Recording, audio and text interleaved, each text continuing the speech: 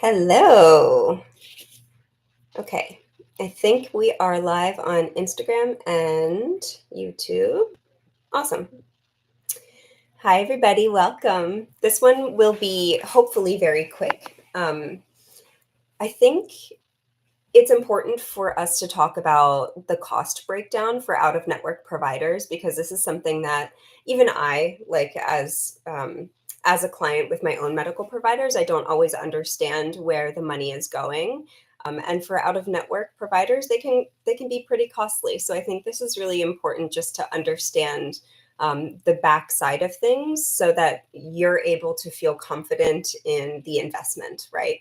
Hi, welcome. Hello.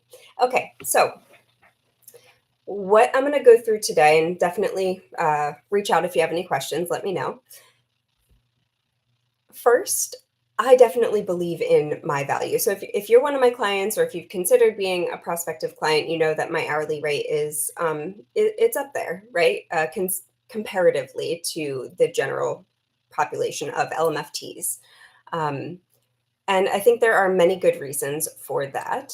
But I want to be transparent about those reasons because I think it's really important to build a trusting, strong rapport for that relationship. And we all know that the therapeutic alliance is the most impactful variable for what makes therapy effective for every client. So to really like dive in and trust the investment, I think this information is really important. Hi, Cindy. Hi. All right. So, what are you paying for? Is essentially what the question is for today. Let me just dive into insurance and the bit of a headache that that is for us, especially in the clinical sexology field. So, insurance, and many of you may know if you've had to mediate your own conversations or appeals with your insurance company, it's not easy. It is very time consuming, meaning like multiple hours spent on the phone every single week. And just like for you, for us providers, none of those are billable hours. So when we are trapped on the phone for 3 hours trying to appeal and just get a payout for a service that we have already completed with a client, none of that is billable time. That's all of our time that's consumed, or we're paying an admin to do that work. And so, from an investment perspective, it is really costly and a bit of a struggle. Secondarily, the insurance companies in the US are not always up to date with legislation, registration of new like fields that are popping up. For example, so I'm a PhD clinical sexologist.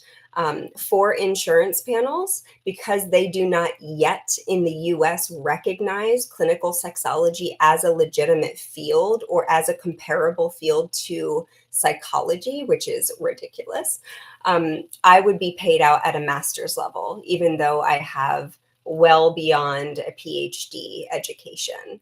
And so that's kind of offensive, right? It's just difficult. Like there are many reasons that make accepting insurance as a provider difficult when you're trying to run a smooth, streamlined process that doesn't breed irritability, agitation, lack of enjoyment, because you want to love your job. You want to be passionate about what you do and not have there be any kind of like negative energy or negativity that can like seep into the therapeutic relationship in any kind of way. So those are the difficulties of accepting insurance. If your provider does accept insurance, they are amazing. I used to, I don't anymore for the reasons that I'm talking about right now. When I did, my hourly payout was about one third to one quarter of what it is as an out of network provider. So you have all of the additional expenditures and you're getting paid out significantly less even after you negotiate a higher rate, which in and of itself takes a lot of time, and you have to do that every single year for most insurances. So if you have any questions about why that is or what the experience is on the provider end taking insurance, please feel free to reach out. I'm happy to answer, and we can continue on the conversation there. Okay, the cost of a private psychosexual therapy practice. what is your hourly rate that you're paying me or your other provider? What is that actually going to? And is it worth it?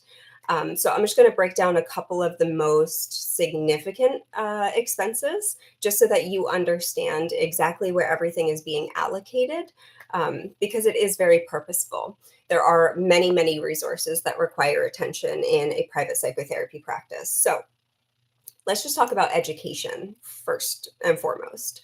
Um, Even after the full-time decade that we were in school, for some of us, right? Or maybe 5, 6 years, which is still a significant period of time. Um, we have what's called continuing education. I know not every professional field has this, so I'm just going to go over it really quickly.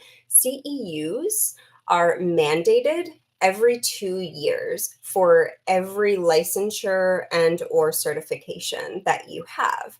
I have 8 different licenses and certifications, all of which are very, very important for me to sustain and maintain, which means that every 2 years, I have 60 different CEUs that are needing to be submitted to carry over and continue my licenses.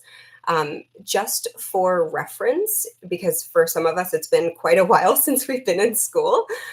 One semester of college is usually 12 to 15 credits. I need 60 every 2 years, which means I am forever going to school and paying for school. Now, personally, I love school. I love learning and I want to be good at what I do. And that requires you to be on top of the new um, statistics and studies and techniques. So I don't see this as a bad thing, but it is definitely not just a time consumption, but it's also a financial resource that is mandatory, not like it's not just a choice, it's absolutely mandatory for you to maintain your licenses and certifications as active in the field.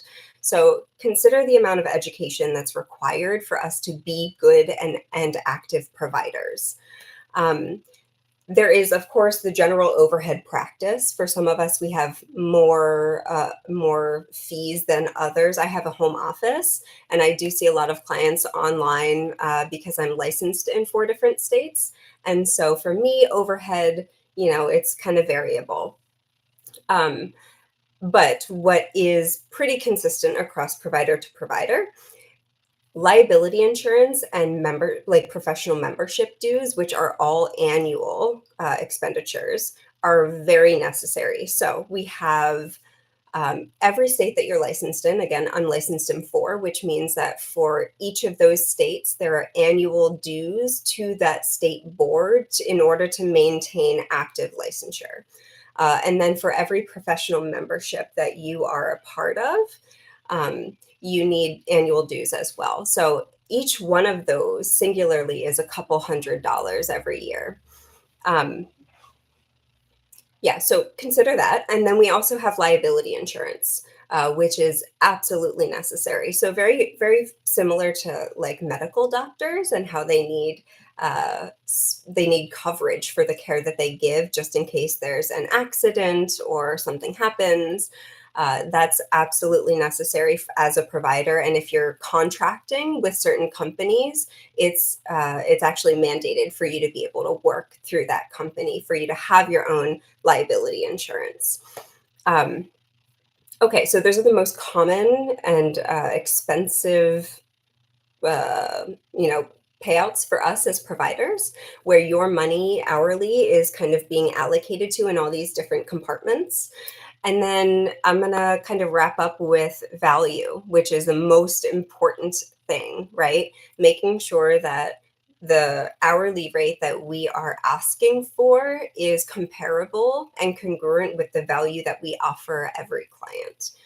Again, most important priority as a provider is for you to get out and get back even more than what you have expended. Now, we all know that there are different currencies for energy contribution in relationships. Like you think about your romantic relationship and you're like, okay, well, I make a little bit more money than my partner, but they do almost all of the cooking, or we both share in this particular area of like household responsibilities or taking care of the pets or whatever it is. So different currencies.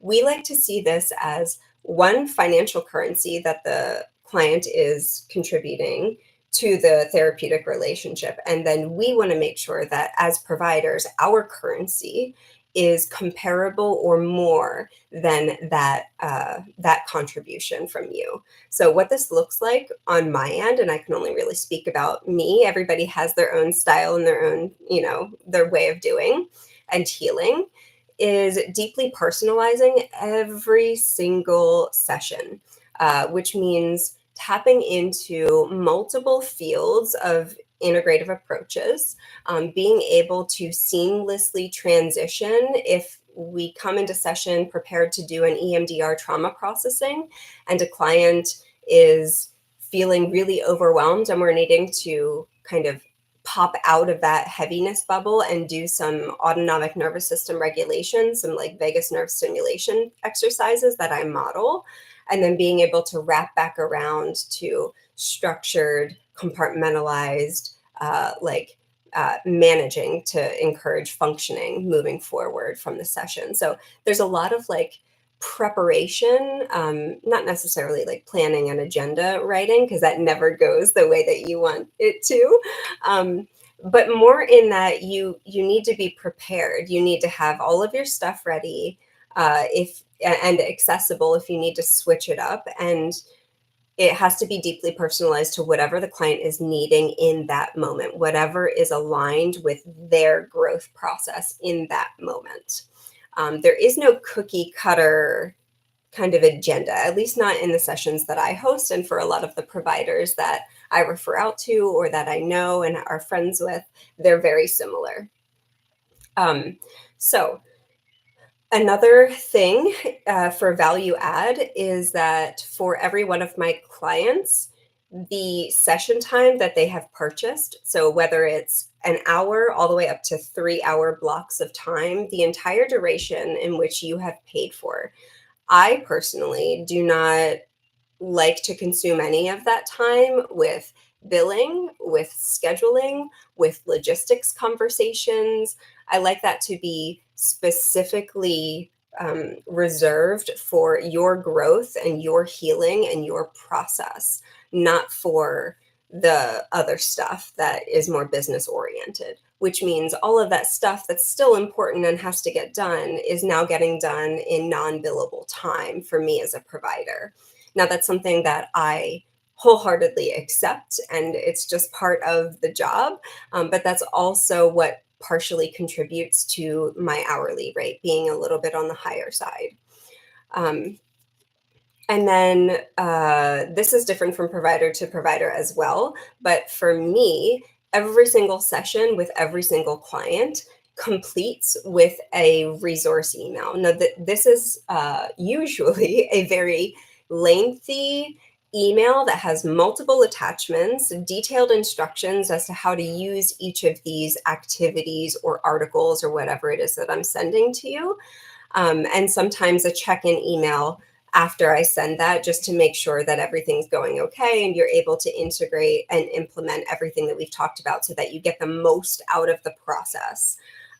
Again, all of that, which sometimes, depending on how many clients I see per day, can take 30 minutes to an hour at the end of the day, which is non-billable. And that's all because I want to make sure that my clients are getting the absolute most out of this experience, which means you're doing work in between our meetings. It's not just, oh, we met for an hour and then we're going to wait 2 weeks and nothing happens in that 2 weeks. And then we're going to meet for another hour.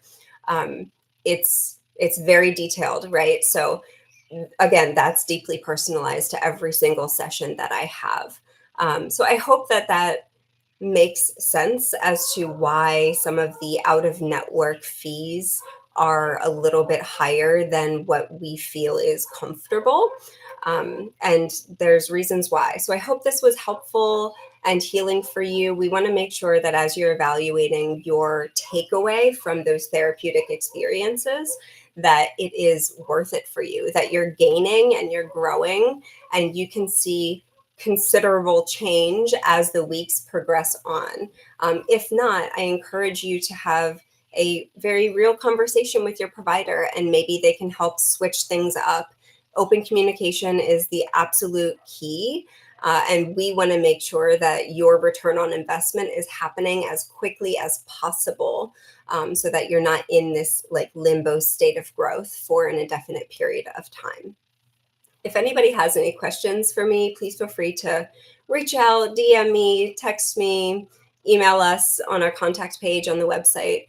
I, again, want to be super transparent about this because I think it's important. And I can certainly relate to some of the frustrations not knowing where your funds are going. So, yeah, just to kind of wrap up, the goal, and also why my hourly fee, it might be a little bit higher. Hey, welcome. We're just wrapping up. I'm glad you joined. Um, is that for me as a mental health and psychosexual provider, my goal with every client is more short term, meaning it is my intention to build you up and support you with the education, the skill development, um, and the healthy patterns for you to be completely autonomous and independent in your health and happiness, without me being an active mediator 24/7. So when I say it's short term, it doesn't mean that, we're meeting for 3 weeks and then we never talk again. For most of my clients, and I've been in this field for 15 years, um, most of my clients, there was a significant time of growth, right, where we met on a regular, consistent basis. But a couple of weeks or a couple of months into that process, we start titrating down the frequency because as they become more independent and autonomous, they test their skill sets, they feel confident in being able to make sound and good decisions for themselves. And I just become a soundboard that celebrates who they have become and the better version of themselves until they don't need me anymore. And that's a beautiful, wonderful day that we celebrate. At any point in the future, like I've had clients from 15 years ago contact me being like, hey, I need a check-in session. This thing happened that was really upsetting in life, and I'm just struggling to ground a little bit and figure out my next move. That would be an appropriate time for us to meet again. And once we restabilize, then we titrate down again. So that is the goal. The goal is short-term support because we've done so much work in this bit of time together that you are now a newer, improved version of how you find happiness and maintain it in life. So when we talk about ROI and your financial investment into this therapeutic process, it's exactly that. It's not like, oh, this is a Band-Aid that's just getting me through a difficult time. It's literally, I was this person, I engaged in this therapeutic process, I've now become this person, and my needs are changed, and I feel better, and I'm more capable and confident in myself to care for and respond to these life events, without that much support. So, yeah, if you have any questions about the hourly rates, the insurance difficulties, accepting it as a provider, the out of network process, reach out, let me know. I know it's frustrating both as providers and as clients on both ends for different reasons. I'm so glad that you were here. So thank you so much. And we'll talk soon.